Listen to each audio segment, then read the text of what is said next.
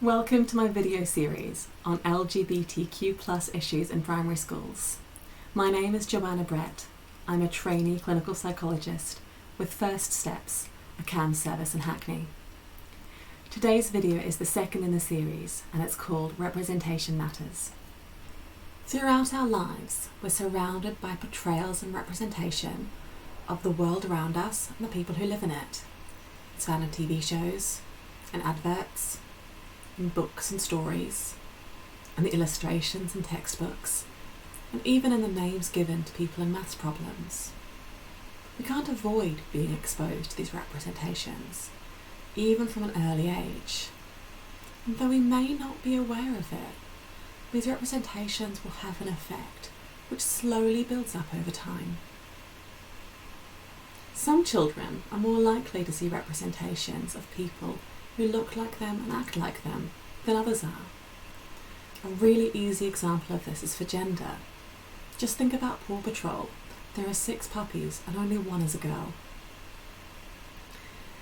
Seeing themselves and their families represented is good for children's confidence. It lets them know that they belong, that they're included and accepted. And if they see lots of different kinds of examples that might still fit with them, it also lets them know that they have choices for how to live their lives. If children don't see themselves and their families represented, it can leave them with a nagging feeling that either they aren't normal, they aren't wanted, or they aren't important. This feeling may not be conscious, but it can become one part of the puzzle that can build into poor mental health and low self-esteem in future.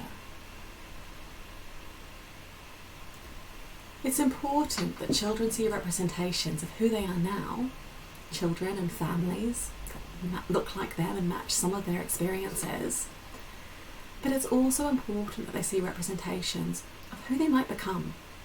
This can apply to different careers or adventures that children may want to have in adult life. But it can also apply to representations of LGBTQ+ people. You might assume that no one in your primary school class identifies as LGBTQ+, and that therefore it doesn't matter if there's no representation of LGBTQ+ people in your classroom.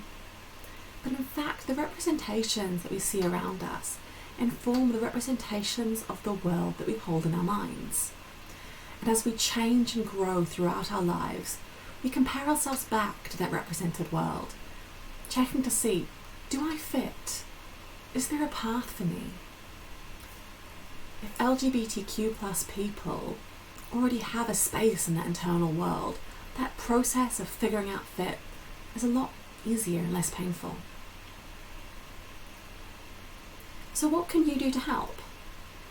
Well, representing a wide range of people in school materials, including families with same-sex parents, or characters who have same-sex relationships, or characters who aren't confined to traditional gender roles, that offers this representation. That can also help children to think beyond stereotypes and to not see same-sex relationships as taboo or shameful. In the next 2 videos, I'm going to speak more about stereotyping and taboos and why those things are important, so I hope you will join me for that.